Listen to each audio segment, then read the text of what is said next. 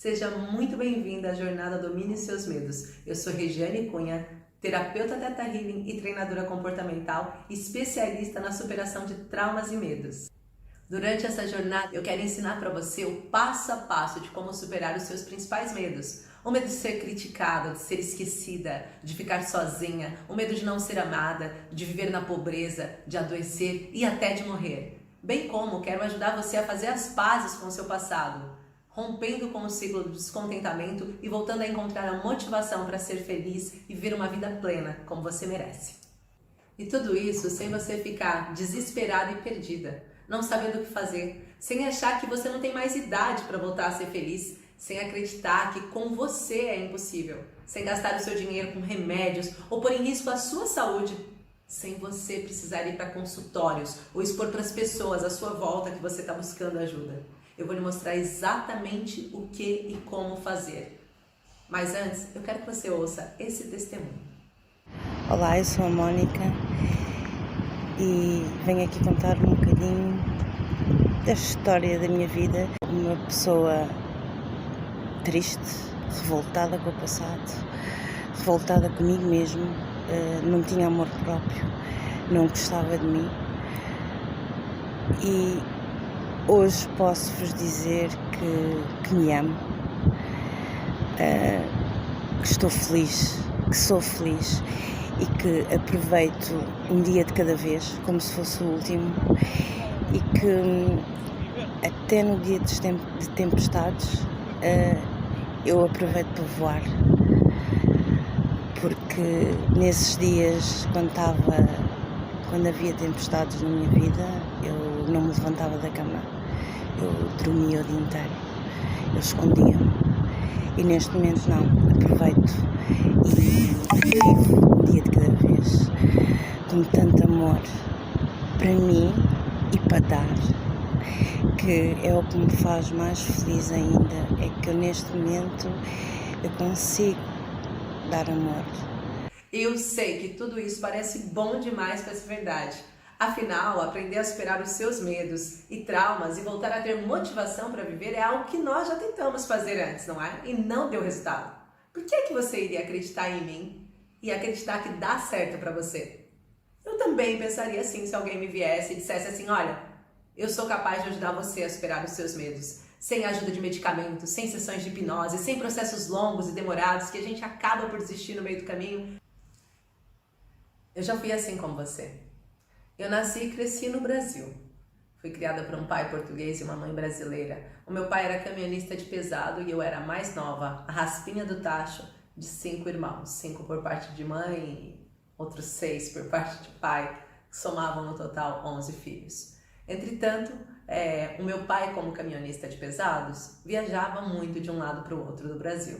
E eu adorava bananas, então todas as vezes que ele voltava de viagem, ele trazia para mim uma penca de bananas e eu ficava muito feliz, porque a penca de banana era muito mais do que só uma penca de banana. Era uma forma de contar os dias que ele ia demorar para voltar, afinal de contas a gente tinha a penca de banana e ela ia madurando aos poucos, e consoante ela madurava eu arrancava e comia, e ele sempre me prometia que antes de acabar a última banana amarela, ele voltaria com uma nova penca. Isso era uma forma da gente conseguir conciliar o nosso amor entre pai e filho mesmo durante as suas viagens. E ele sempre viajou, só que depois o meu pai sofreu um AVC, um acidente vascular cerebral. E depois dele sofrer esse acidente, ele acabou que decidiu que não ia mais fazer viagens longas porque ele já estava com uma idade um pouco avançada, já tinha passado os 60 anos, já estava ficando um pouquinho perigoso para ele fazer essas viagens. E ele parou de fazer, então agora ele era apenas sócio da empresa. Só que o que aconteceu foi que dentro da empresa houve um óbito depois de alguns anos e ele teve que fazer uma viagem de última hora. Já fazia muito tempo que ele não viajava, eu inclusive estava acostumada a ter meu pai durante a semana em casa e era muito bom. Nessa semana que ele foi substituir esse motorista que acabou por falecer, ele voltou de viagem e ele trouxe uma penca de banana para mim. E eu fiquei imensamente feliz, eu fiquei muito feliz e motivada porque já fazia muito tempo que eu não ganhava a penca de banana e aquilo para mim tinha uma história, tinha uma simbologia. Eu fiquei mesmo tão feliz que eu fui contar para os meus irmãos que o pai tinha trazido uma penca de novo de banana para mim nessa viagem que ele tinha feito. Só que quando eu cheguei no quarto da minha irmã, ela estava com um lindo colar de macassita, dizendo que o pai tinha trazido um colar para ela. Eu lembro exatamente como ele era cheio de pedrinhas e tinha uma rosquinha de rodar para colocar atrás do pescoço. Eu fiquei extremamente aborrecida. O meu dia parecia que tinha acabado. Eu tinha entrado naquele processo de birra, sabe? Eu olhei para o meu pai e disse: como assim você me traz uma penca de banana e você traz um colar de macassita para ela? Por que é que você não me trouxe um colar de macassita também? E o meu pai disse gentilmente: porque você é a minha menininha, você ainda não precisa de um colar de macassita. Você é a macaquinha do papai, eu trouxe uma penca de banana. E eu disse: eu não sou uma macaquinha, eu não quero mais banana, eu quero um colar de macassita. Fiz uma birra enorme. E meu pai, gentilmente, conversando comigo, disse pra mim: olha, filha, eu não posso te trazer um colar de macassita, que o papai já não vai pra lá. Mas eu não sabia que você queria uma coisa assim, pra grandes, pra crescidos. Me diz uma coisa que eu posso trazer pra você. E eu falei: olha, pai, eu não sei nem quando o senhor vai viajar. Ele disse: não interessa, quando eu for fazer uma outra viagem, eu trago uma prenda pra você. Eu falei: então até lá eu não falo consigo se não trouxeres. E ele disse: tudo bem. E ele falou: diz então o que tu queres. E eu lembro muito dessa birra. E eu disse pra ele: eu quero um Walkman. Um Walkman na altura tava na moda, aqueles Walkmans assim de cassete ainda, era amarelo com uma bola azul assim no meio, com os risquinhos da Play, de gravar também, com aqueles fones assim de ouvido. Eu achava aquilo lindo na altura. Eu tinha 11 anos, estava perto de fazer os meus 12. E eu disse: eu quero um Walkman. E ele disse: pronto, papai, então quando viajar, traz para você. Por alguma carga das circunstâncias, perto do meu aniversário foi marcada uma viagem para o meu pai fazer, que era muito próxima até daquela viagem que ele tinha feito, e ele prometeu que ele voltava até o meu dia de anos e que ia me trazer o presente. Eu lembro de ter me despedido assim, malemado do meu pai, porque na verdade eu queria fazer uma pressão para ele não esquecer de mim e trazer o que eu queria. Era como se eu fizesse uma birra, sabe? Uma birra infantil. Então eu fiz aquela birra para que eu me despedia assim de longe, ele normalmente vinha, me dava um beijo, tinha uma tradição de eu buzinar o caminhão antes dele sair, mas aquele dia eu não quis fazer nada disso, eu só dei um tchau assim e fingi que estava muito ocupada e deixei meu pai seguir a sua viagem. No dia 30, eu fazia aniversário no dia 29 de julho, no dia 30 eu ia comemorar a minha festa junto com a Silvia, que era a minha vizinha da frente, que fazia aniversário no dia 30. Eu estava à espera que meu pai chegasse, só que naquela altura não tinha telefone em todo lado, então a gente estava à espera, mas nunca sabia exatamente quando o pai ia chegar. E aí, no dia 30 era a festa e ele não tinha vindo ainda. Eu já estava meio triste, porque eu sabia que talvez ele não ia chegar com a minha prenda, eu já tinha dito para todas as minhas amigas que ia chegar aquela prenda. Então, nesse dia, nessa parte da tarde para a noite, eu comecei a passar muito mal. Eu passei muito mal, eu tive crises no estômago, eu vomitei. Eu estava mal, o coração estava disparado, eu não sabia o que se passava. Eu lembro de passar mal durante muito tempo. E até que a minha tia Nilda, disse: vai pro quarto de cima, né? E fica lá no quarto da Juliana, que era minha amiga, que fazia aniversário. E fica lá no quarto da Juliana até você estar melhor. E eu fui para esse quarto. E quando eu cheguei nesse quarto, eu queria até ligar a televisão, era por volta das 8 horas, mas eu estava passando muito mal, muito mal. E a tia aproveitou e desligou e falou: não vou deixar você assistindo televisão, eu quero que você fique tranquila. E eu fiquei lá no quarto, então, tranquila. Mais ou menos depois de 1 hora, o telefone tocou e as minhas amigas vieram atender e me perguntaram: Gi, como que é o mesmo nome do seu pai? E eu lembro de ter dito: aconteceu alguma coisa com meu pai? E elas disseram: não aconteceu nada, mas é porque a gente está com dúvida, a gente fez uma aposta. Eu disse: é Antônio Varão da Cunha, aqui no Brasil. Em Portugal é Antônio Barão da Cunha, mas os documentos dele brasileiro é Antônio Varão.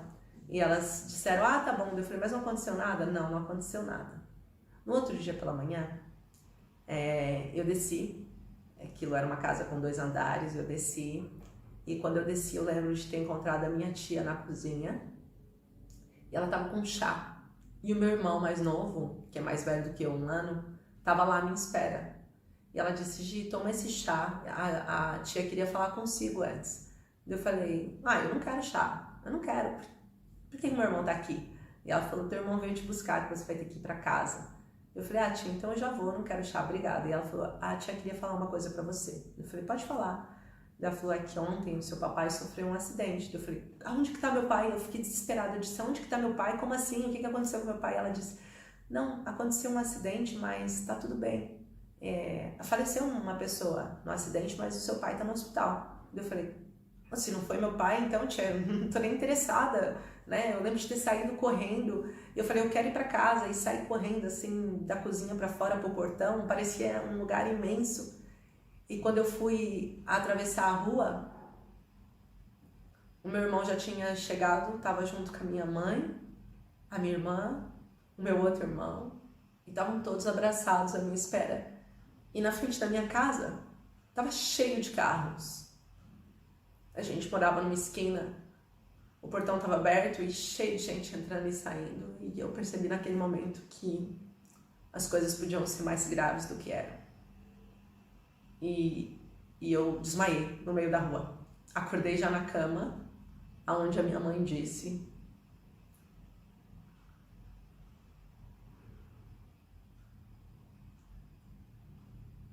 que o meu pai havia falecido. Tinha tido um acidente bastante sério e tinha falecido na noite anterior, no dia que eu tinha sentido vários efeitos. Foi tão difícil para mim, porque eu lembro que eu desmaiava o tempo todo. O tempo todo eu desmaiava. A minha lembrança mais forte é que eu desmaiava, e na altura o meu pai ficou sem algumas partes do corpo dele, então o corpo dele demorou 6 a 7 dias para chegar em casa. Eu não lembro precisamente, para chegar no funeral, né? E a gente decidiu ir na cidade onde eu morava, os meus parentes, a minha avó, e fomos todos para lá e estávamos à espera de chegar a funerária. Enquanto não chegava a funerária, eu e meus irmãos, a gente inventava várias histórias, pensando que tinham roubado o carro, o caminhão, e meu pai não estava lá, em que não era meu pai que tinha morrido, e que daqui a pouco meu pai ia aparecer, que estavam enganados. E chegou o corpo da funerária, e então todos nós fomos até a capela mortuária para receber. E eu fui no primeiro carro junto com meu tio. Eu era muito rata, muito rápida, e meu tio foi o primeiro a chegar. E a gente foi ver se estava tudo bem. E eu lembro que eu entrei correndo dentro da capela mortuária. Ninguém viu eu entrando, e foi bem no momento em que abriram o caixão. E o meu pai tinha a cabeça totalmente enfaixada, os olhos muito arregalados, assim, bem azuis, assim, bem arregalados, abertos. Aqui a cara estava cheia de cacos de vidro. Ele, no lugar dos braços e do braço esquerdo e da perna esquerda, tinha um cano enrolado com faixa. O corpo dele tinha sofrido diversos traumas, e a funerária que tinha trazido o corpo nem sequer cuidou do corpo do meu pai. E o que mais me aborrecia, e aborreceu minha mãe também, foi porque ele estava com uma camisola cor-de-rosa, uma camisa de botão. Meu pai sempre se vestia social e ele odiava a cor-de-rosa. Aquilo tudo foi o suficiente para causar um trauma enorme na minha vida. Eu criei vários medos. O pior que aconteceu nessa viagem é que, dias depois, a gente foi chamado para pegar a caixa dos pertences. E quando a gente pegou a caixa dos pertences, dentro da caixa estava um Walkman amarelo, do jeitinho que eu tinha pedido. Aquilo foi um trauma terrível para minha vida. Eu vivia assombrada, pelo medo de perder as pessoas, de não conseguir demonstrar o amor, de achar que o mundo ia acabar a qualquer momento. Esse medo foi o suficiente para ter me levado para uma vala durante anos. E é por isso que eu tô contando essa história para você, para mostrar para você que eu passei por um trauma que me gerou outras consequências. E uma das consequências que ela gerou foi um medo tão grande de não me sentir protegida ou amada o suficiente, que aos 19 anos eu estava casando, mesmo sem viver um amor, sem estar apaixonada. Eu casei e vivi um relacionamento onde a amizade era a base. Aí eu comecei a cometer uma série sucessivas de erros. E por que eu cometia tantos erros? Porque os medos estavam me atormentando dia a dia. Eram meus verdadeiros bloqueadores. Eu tinha medo de ser criticada, eu tinha medo de estar sozinha, eu tinha medo de não ser amada, eu tinha medo de morrer, eu tinha medo de adoecer, eu tinha medo das mais variadas formas. Eu desenvolvi um medo da pobreza extrema, porque logo a seguir o meu pai ter falecido, a minha mãe não tinha condições de sustentar a gente, porque ela nunca trabalhou. Meu pai nunca deixou ela trabalhar. Então a gente viu os nossos bens se esvaindo aos poucos. A gente tinha uma classe social muito boa, mas a gente foi perdendo, até chegar num Natal, que eu lembro que era tão traumático, porque a gente só tinha arroz para dividir, E não dava para toda a gente. Eu lembro da minha mãe dizer, eu não tenho fome. E colocou de lado. Essa história ainda hoje me emociona, só que ela me emociona de um jeito diferente. É diferente você olhar e saber que isso já não impede o seu passado.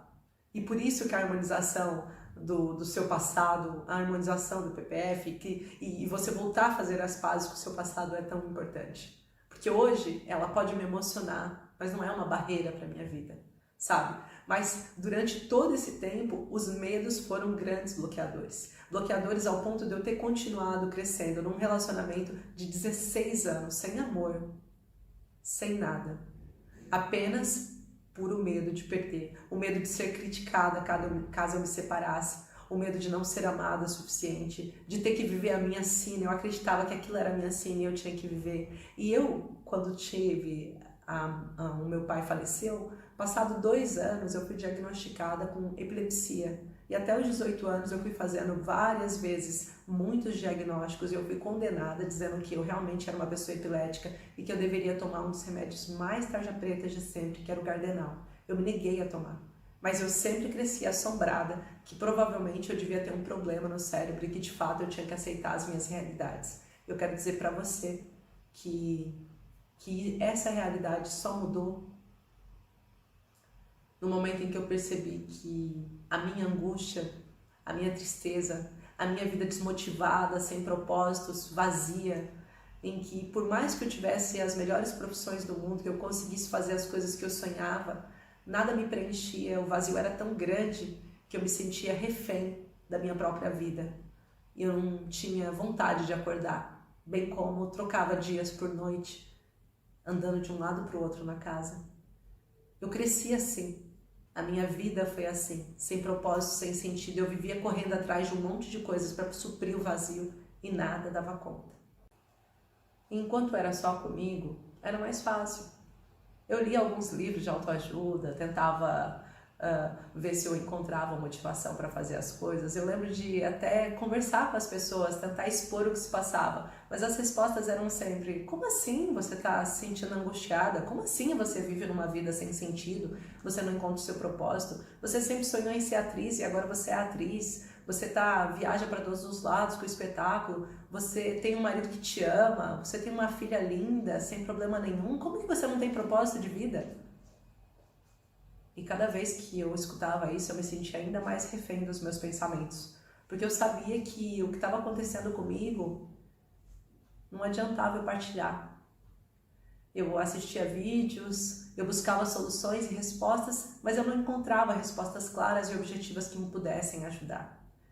E eu continuava, chorando cada vez mais na casa de banho, andando de carro, e eu lembro que quando eu chegava na porta de baixo da minha casa, eu ficava no carro, chorando agarrada ao volante, pensando, eu não tenho por que entrar, eu não sei o que eu quero fazer ali. Eu comecei a fazer cada vez mais coisas para tapar os meus vazios interiores. Eu buscava realização em processos pessoais, profissionais, para apagar a minha angústia da minha vida ser tão vazia e despropositada.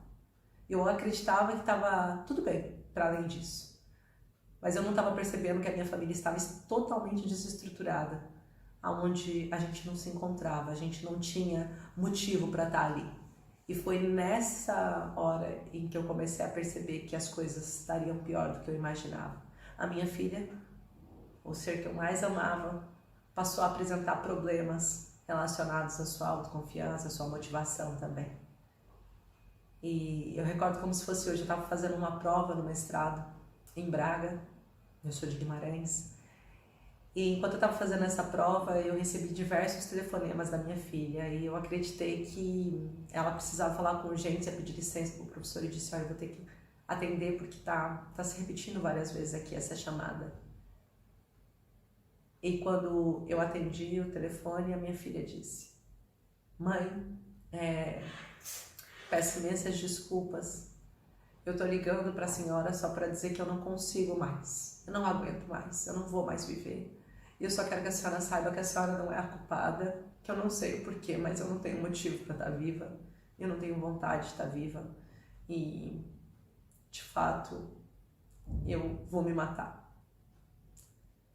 E eu gritei com ela e disse, não faz isso, calma, eu tô indo pra aí agora. Me espera, por favor, me espera, por favor.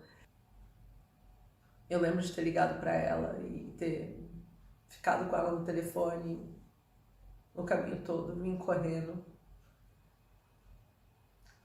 E mandei uma mensagem pra minha irmã, pelo amor de Deus, vim pra casa, porque estava acontecendo uma coisa terrível. E quando eu cheguei em casa, eu entrei desesperada. Eu olhei pro chão da sala e ela estava estendida. A faca estava um pouquinho mais à frente. E a minha irmã estava com as mãos em cima das mãos dela e ela chorava de soluçar. E naquele dia eu percebi que toda a minha desestrutura estava também desestruturando a outra pessoa. Porque quando você é uma pessoa vazia, você não tem nada para dar. E você esvazia muitas pessoas também. Você tira o propósito da sua vida, mas também deixa as outras sem propósito. E eu abracei minha filha naquele momento, pedi para ela entender que as coisas iam melhorar. E eu fiz uma promessa para ela, que eu ia fazer o meu possível e o meu impossível para tirar ela desse vazio existencial, e que eu ia me sair também, e que eu ia aprender a olhar para ela e para mim. Foi nesse dia que eu fiz uma promessa muito grande de, se minha filha voltasse a viver, ou seja, voltasse a ter vontade de viver, eu ia ajudar o máximo de pessoas possíveis a não viverem esse sentimento, essa angústia. E isso se tornou uma grande missão para mim. E a partir daí eu comecei o meu processo de autocura.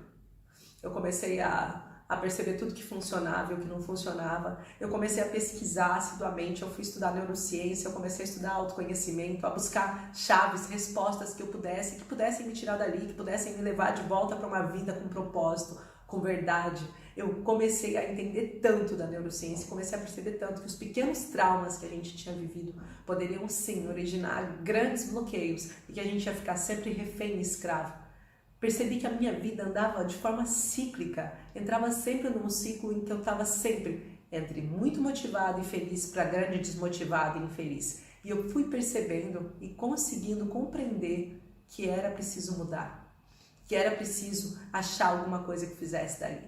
Só que muitos dos profissionais que eu buscava eram profissionais que eram masculinos, né? As minhas maiores referências, Augusto Cury, até o próprio Antônio Damasio, né? Todos as grandes referências, Pedro Calabresa, as minhas grandes referências, Bruno Gimenez, eram masculinas. E tudo que eles falavam era muito bom e tudo, mas não encaixava muito com o universo feminino. Então eu comecei a perceber que eu precisava entender o que era bom para o universo feminino. E eu comecei a fazer as minhas próprias conexões. Foram 4 anos pesquisando as mais diversas formas de fazer com que desse certo. Eu comecei a mapear tudo que eu fazia de errado, entender aonde que estava o ciclo do descontentamento e perceber o que eu podia fazer para potencializar e tirar. Eu decidi fazer curso de Master Coach para conseguir me entender e perceber como eu podia potencializar a minha história, a minha resposta. Depois disso, eu fui tirar o curso de terapeuta porque eu falei, eu preciso me entender, me tratar e me curar. E foi por isso que eu fui juntando todas as técnicas, tudo que eu aprendi, para fazer com que eu pudesse sair daquele buraco e conseguisse fazer as pazes com o meu passado, voltando a ter motivação para ser feliz e superando os meus medos.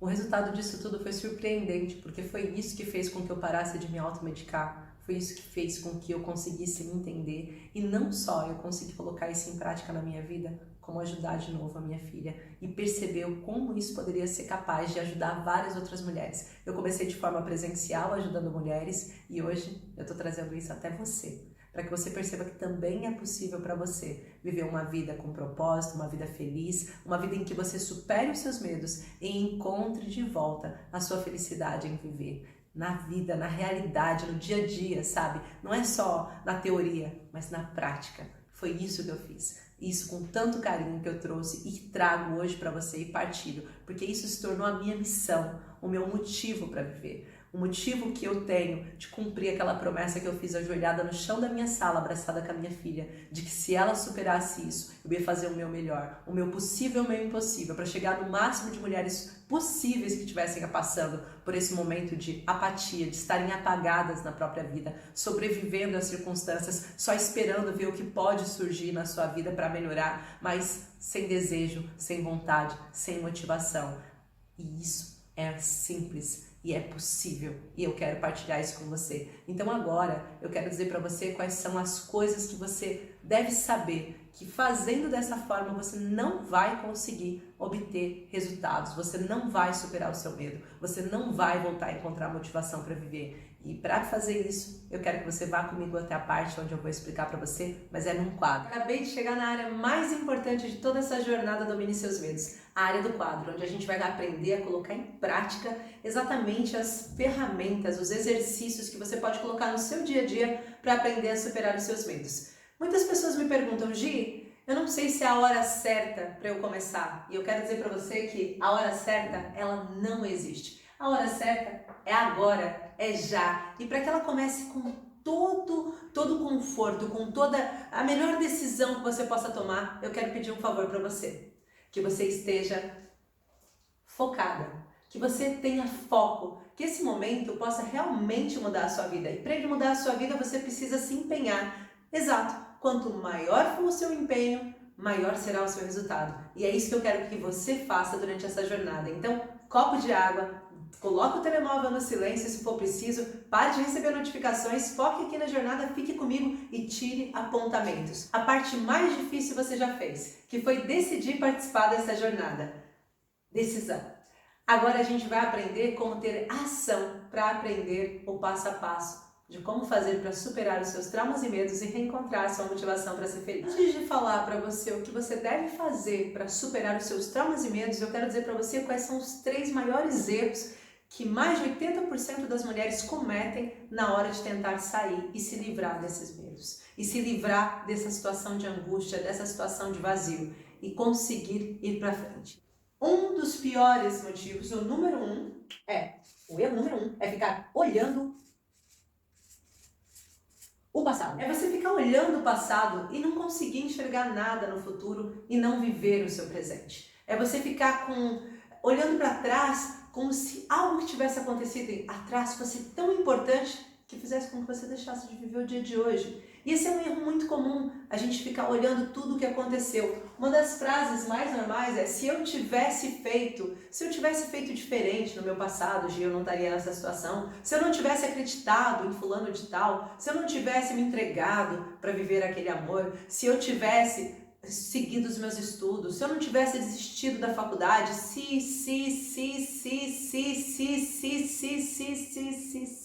E quando você vê, você está com um passado construído à base de sis e não de presente. E você vai continuar fazendo no dia de hoje esse mesmo erro, porque vivendo hoje da forma que você está, agarrada no passado, faz com que você não consiga viver o dia de hoje. Aí no dia de amanhã você vai falar: se ontem eu tivesse feito diferente. E isso vai continuar. Então, uma das coisas que faz com que mulheres fiquem presas nessa situação é realmente ficar olhando para o passado o tempo todo com cara de: se eu tivesse feito diferente, se eu tivesse me empenhado um pouco mais, se eu não tivesse desistido, se eu não tivesse casado, se eu tivesse dado ouvidos para minha mãe, a minha vida seria muito diferente. Se eu não tivesse engravidado tão cedo, se eu tivesse seguido toda aquela vontade, a motivação que eu tinha. E isso faz com que hoje em dia você olhe para esse espelho e sinta a síndrome do espelho vazio, não conseguindo identificar quem você é, porque de fato aquele mulherão que estava lá atrás, você já não é no presente de hoje. Se eu continuasse tendo a motivação que eu tinha antes, se eu continuasse sendo aquela mulher cheia de coragem e garra, e você continua agarrada no si. Então, o se eu tivesse é a primeira coisa que eu quero que você pense. Se eu tivesse feito, porque muitas vezes a gente fica pensando: se eu tivesse feito, as coisas poderiam ser diferentes. Mulherão, você não muda o passado não muda de opinião, mas você pode mudar o seu presente para você ter um futuro melhor. E é hoje que isso começa.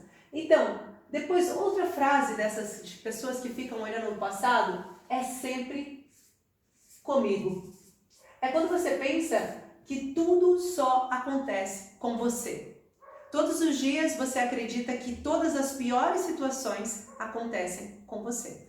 Que tudo que poderia acontecer de bom daria certo com qualquer outra pessoa, mas não dá certo com você. Esse sentimento é um sentimento que vai te incapacitar cada vez mais. E você pode nem sequer falar isso para mim. Você pode nem sequer assumir que você pensa isso. Mas se dentro da sua cabeça, em algum momento do seu dia, você fala, nossa, parece que tudo acontece comigo. Parece que quando eu estou começando a andar, algo de ruim acontece. Você ainda está agarrado ao passado. E eu quero te dizer que não tem nada de mal você olhar para o passado. Tanto que eu vou falar para você da harmonização do PPF. É muito importante você aprender a olhar para o seu passado, mas olhar de outra forma. Então, continuando nos erros.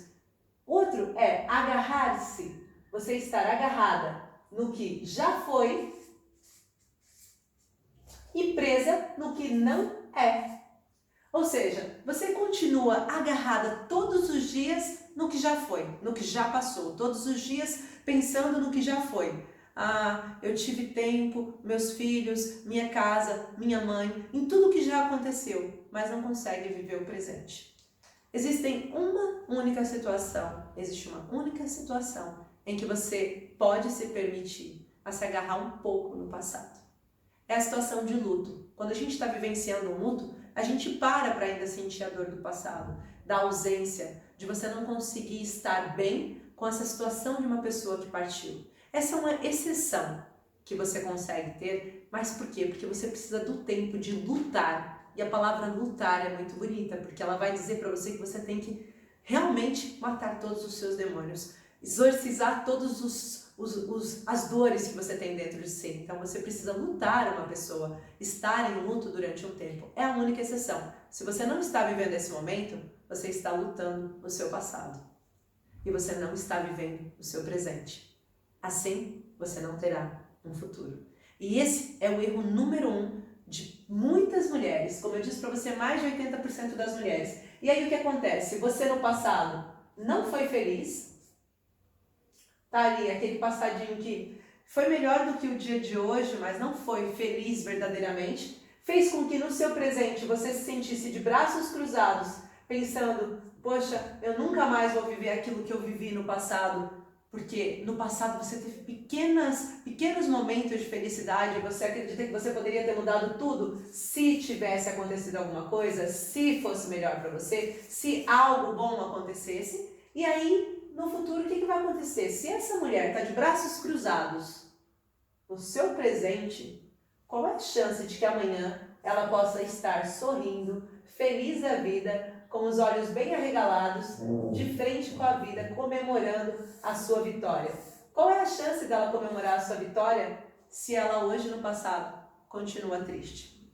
O dia de amanhã é o seu futuro, mulherão. E o dia de amanhã pede pressa. Você já passou imenso tempo olhando para o seu passado. Hoje eu quero dizer para você que esse é um erro. Eu vou te ajudar a corrigir esse erro, mas esse é um erro terrível que mulheres acabam cometendo quando querem sair dessa tristeza, dessa angústia e desse vazio. E agora a gente vai passar para o erro número 2. Bem, agora eu quero falar para você do erro número 2 que muitas mulheres cometem também. E ele vai levar você para o mesmo lugar que o erro 1 também, só que são erros diferentes. E o segundo erro é o que a gente chama de é o meu karma. É quando você acredita que a sua vida é assim e deve ser assim, porque é a sua sina, a sua karma, é a cruz que você deve carregar. Você acredita que por mais que você tente mudar a sua história, você não vai conseguir. Afinal de contas, essa é a sua história e Deus não dá cruz que a gente não possa suportar, não é? A gente cresceu com esse ditado, a gente cresceu acreditando nessa frase, ou naquela fantástica frase em que diz, depois dos dias de chuva, de tempestade, virá um dia de sol, e aí você acredita que você pode permanecer naquilo esperando que um dia as coisas mudem por uma carga divina. Só que aí eu quero lembrar para você uma coisa muito importante desse erro número 2, que é o meu karma. Você não tem opção. Quando você pensa que você não tem opção, que você acha que qualquer coisa que você faça não vai alterar o seu destino, é como se você estivesse decretando para você mesmo que você está fadada ao fracasso. Que essa é a sua sina, de fato. Você começa a acreditar que essa realidade que você está vivendo é uma realidade a qual foi predestinada. É como se as coisas pudessem acontecer boas para muita gente, menos para você. Agora eu quero que você pense um pouquinho comigo. Se Deus colocou todas as pessoas no mundo, e se você acredita em Deus, porque se você acredita que isso é um karma, e que se você está carregando essa cruz, é sinal que é uma coisa divina, se você realmente acredita nisso, você acha que Ele, na sua bondade e generosidade, ia colocar você numa situação em que você tem que sofrer e o fulaninho pode ser feliz? Não. Sabe por quê? Porque ao mesmo tempo em que você diz você não tem opção, eu quero que você se atente muito para isso. Você tem livre arbítrio. Você tem livre arbítrio.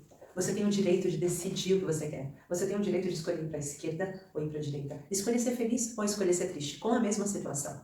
Você pode sim e deve escolher. Ou seja, você começa a acreditar e culpabilizar as consequências, tudo que está para além de você, deixando de enxergar que você sempre teve o direito de escolha. Aí você vai dizer, Gi, mas existem situações em que eu não posso escolher. Você sempre pode escolher como você vai encarar aquela situação. Por pior que ela seja, é uma escolha sua. Ninguém vai obrigar você a sentir um sentimento.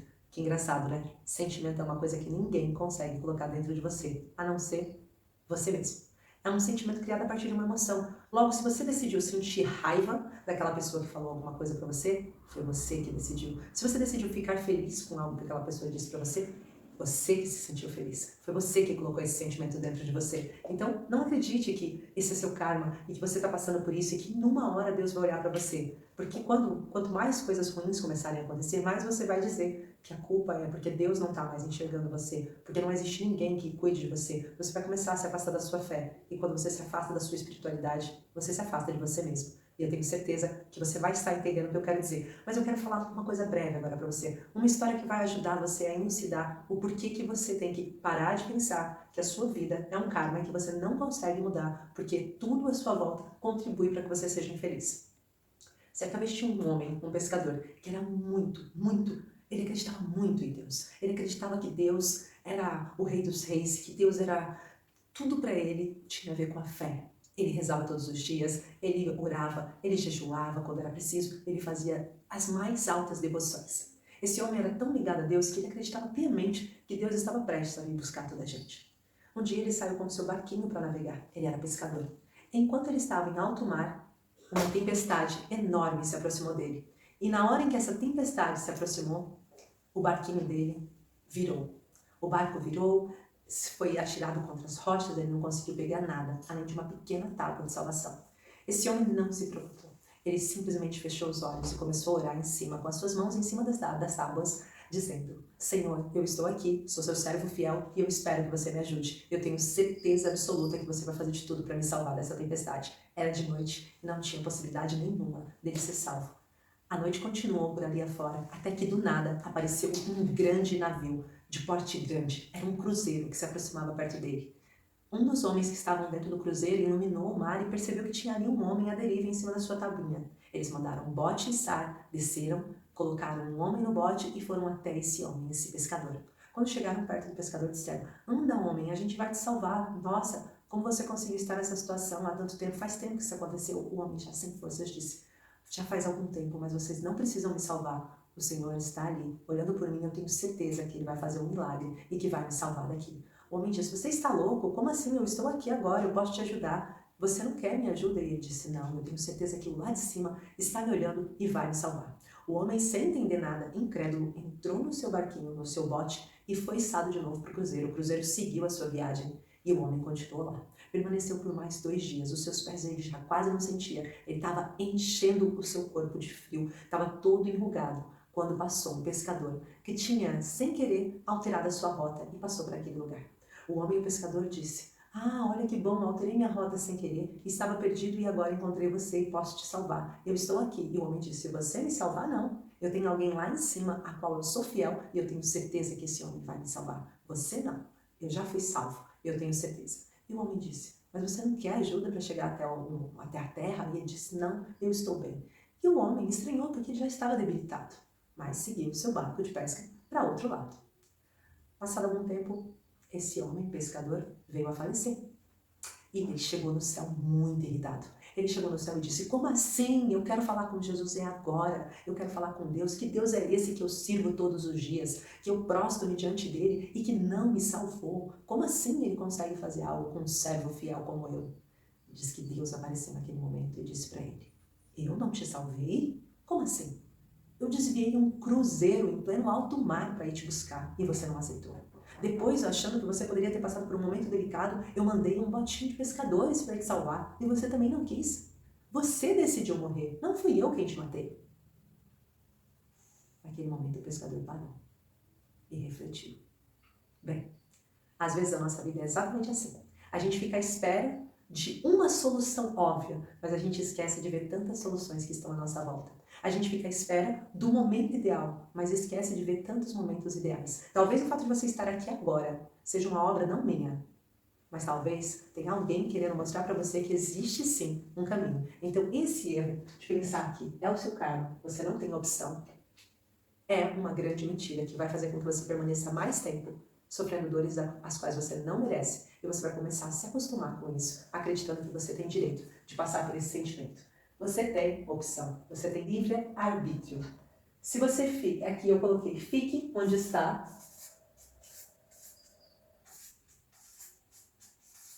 e o resultado será sempre o mesmo. Ou seja, se você fica onde está, tudo será sempre igual. Você tem o direito de sair desse lugar onde você está e eu quero te ajudar com isso. Não se preocupe, eu estou aqui para te ajudar.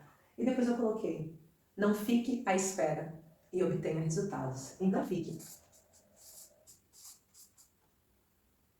Não fique à espera, desculpa que aqui eu errei na hora de escrever, e tenha mais resultados.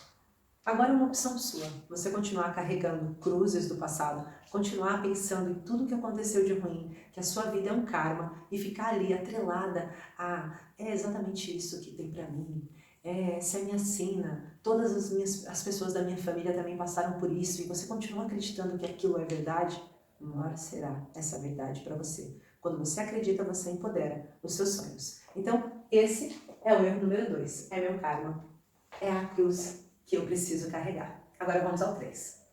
E o erro número 3 também acontece com muita gente. E o pior, a gente se torna refém dele. Além disso, esse erro número 3 é um dos maiores despoletadores de medos que nós temos, de traumas que nós temos. E eu quero que você esteja muito atenta. Antes de mais, eu quero que você esteja anotando nesse momento quais são os medos maiores, quais são os momentos em que você se identifica, quais dos 2 erros anteriores você já cometeu, né? Então vá aí anotando, coloca no caderninho de exercício, veja bem aonde você está para que você possa mudar a sua realidade. Então, o erro número 3, eu coloquei aqui um desenho e eu acho que esse desenho vale mais que 1000 palavras. O erro número 3 é acreditar mais nos outros do que em você. Quando você acredita mais nos outros do que em você está invalidando toda a sua história de vida. Como assim, de invalidando a minha história de vida? Exatamente. Há quanto tempo que eles te conhecem? E quando eu falo eles, eu estou querendo dizer qualquer pessoa que te julga. Aquela pessoa que você acabou de conhecer na firma e que sabe um pouco da sua história, um pedacinho da sua história, que quando você vai comentar alguma coisa com ela, ela vai vir e diz: ah, se você tivesse feito o contrário, isso não teria acontecido. Sabe? Aquela pessoa nem tem o poder de argumentação para falar com você, afinal de contas ela viu uma página do livro da sua vida. Mas toda a história que está por trás, ela não conhece. Ela não sabe o quanto você é guerreira, o quanto você é vencedora. Né? Então vamos pensar aqui. Aqui tem um desenho e eu quero muito que você olhe para esse desenho. Você nunca vai conseguir alguém que é muito menor do que a outra pessoa, mas querendo humilhá-la. Por que algumas pessoas têm a tendência para querer colocar a gente numa situação que a gente se sinta desconfortável, desfavorável, humilhado? Ou aquele relacionamento que você tem que acaba dizendo para você: sem mim você não é ninguém. Se não fosse eu, você não... Como assim? Pensa bem, para por um tempo. Realmente você acredita que sem essa pessoa você não teria conseguido? Talvez você não tenha conseguido o mesmo resultado, mas você poderia conseguir um diferente, que poderia ser melhor ou pior, mas você conseguiria sim. Vamos continuar pensando. Sem mim você não é ninguém. O que uma pessoa diz quando ela está falando essa frase para você?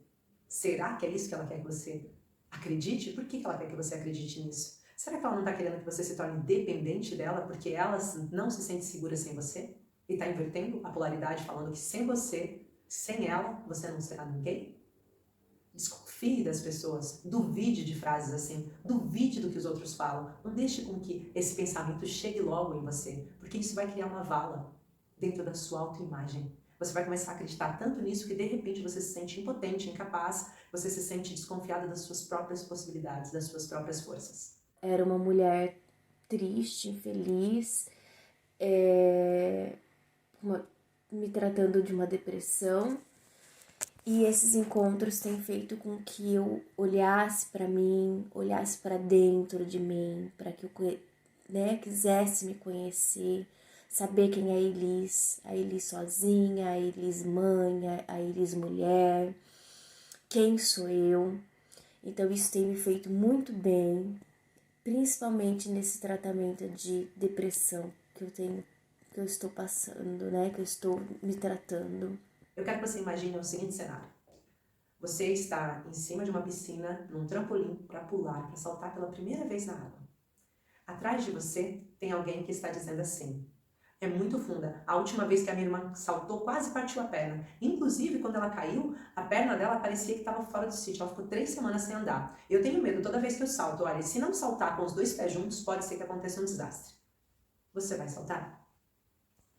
Agora imagine o mesmo cenário, só que ao contrário. Você está na piscina, prestes a pular, e atrás de você tem alguém que diz: salta, é tranquilo, respire e salta. Quando você vê, você já está lá embaixo. Olha, tampa o nariz para você se sentir segura. É muito fácil, eu já saltei várias vezes. Você quer que eu salte com você?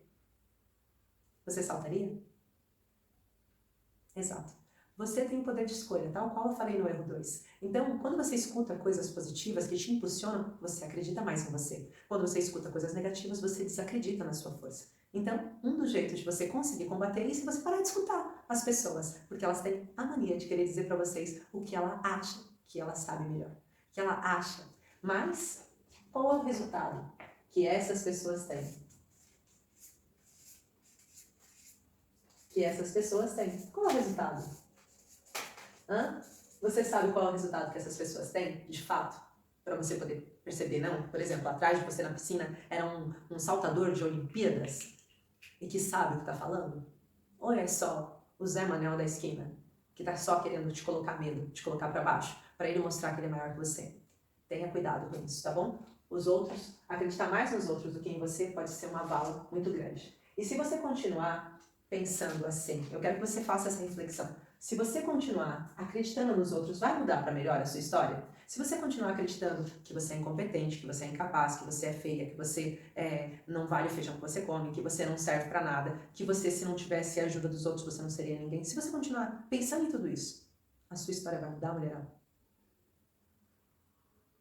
Você vai ser alguém melhor ou maior? Acho que não, né? Provavelmente pelo contrário. Você vai se tornar essa mulher que está aqui, chorando e incapaz de levantar sozinha, porque já não confia no poder das suas próprias pernas, tá? Esse é o erro 3. E eu quero que você elimine esses erros de você. Depois de ter entendido esses 3 erros, eu quero fazer uma pergunta muito importante para você. Qual foi a última vez que você foi verdadeiramente feliz? Eu quero fazer essa pergunta e quero que você se responda. E se você sentir vontade e coragem, comente lá na comunidade para que vocês possam olhar umas pelas outras, impulsionar esse resultado e vocês percebam o quão importante é vocês andarem com pessoas que querem ir na mesma direção, tá? Então, qual foi a última vez que você se sentiu verdadeiramente feliz? Feche os olhos por um tempo, respire, entenda o que aconteceu no seu passado e qual foi a última vez que você se sentiu plena, que você se sentiu feliz, tá? Escreve lá que eu vou fazer questão de ir lá e comentar embaixo e falar com vocês depois de vocês terem escrito. Posta, se você escrever à mão no caderninho, tira uma foto e posta a foto. Se você escrever lá o próprio texto, depois deixa para as pessoas também comentarem e para estarem com você, vibrando nessa mesma energia da mudança. Estes são os principais erros que afastam você de superar os seus medos e traumas e reencontrar motivação para viver. Mas essa aula já está chegando ao fim e eu quero ajudar você a descobrir um caminho simples e eficaz que qualquer mulher pode fazer para superar os seus medos. E por isso não adianta eu falar tudo de uma vez. Eu quero explicar de modo que você possa aumentar a sua compreensão e colocar na prática. Na aula de hoje você conseguiu listar o que você está fazendo de errado. Eu quero ajudar você a romper com o ciclo de descontentamento e apresentar o meu método exclusivo de harmonização do PPF. Se você gostou dessa aula, se fez sentido para você e você já cometeu alguns desses erros, bem como se você ficou com alguma dúvida, deixa aqui embaixo os seus comentários e eu prometo que eu vou tentar responder o máximo que eu conseguir. Você também pode aproveitar esse momento entre uma aula e outra para estar vendo os vídeos e conteúdos que eu deixo nos meus canais. Aqui, em algum lugar dessa tela, você vai encontrar os símbolozinhos do Instagram, do YouTube e assim você pode me seguir e impulsionar mais os seus resultados assistindo outros vídeos. Eu estou esperando você ansiosa para a gente dar continuidade e eu ensinar então como vencer, como romper o ciclo do descontentamento e aprender a harmonização do PPF, que é um método exclusivo no qual eu ajudo imensas alunas, só com esse único método que eu vou partilhar com você. Te encontro. Cotidiano, era muita correria, era muito estresse e eu não estava conseguindo ter tempo para mim mesmo, não conseguia olhar para mim mesmo, não conseguia cuidar de mim mesmo, não conseguia ter um cuidado, um carinho, uma atenção para mim mesma. Estava assim, largada, estava assim, deixada, estava sempre colocando os outros na frente, os outros em primeiro lugar, os interesses dos outros, e a gente pensa que não, mas com o passar do tempo, nós sentimos uma carga pesada. Por quê? Porque falta amor próprio para nós mesmos. E o momento de estar só comigo, para mim, comigo, me cuidar, me gostar, foi uma aprendizagem muito grande. O aprender a escrever, a enviar uma carta para mim, a plantar os meus sonhos, que foi o meu caso, dos 3 feijões, a aprender a ampliar o meu espaço, ou seja, eu sempre ouvi dizer, saia da sua zona de conforto, saia da sua zona de conforto, e achava que eu tinha que sair mesmo, e tinha que deixar tudo para lá e me jogar do zero, mas não, aqui nesse curso eu aprendi que não é começar de zero, é começar bem, é começar da maneira certa, é ser assertiva, é ampliar o meu espaço de conforto para mim estar melhor comigo mesmo, seja fisicamente, seja emocionalmente, seja financeiramente.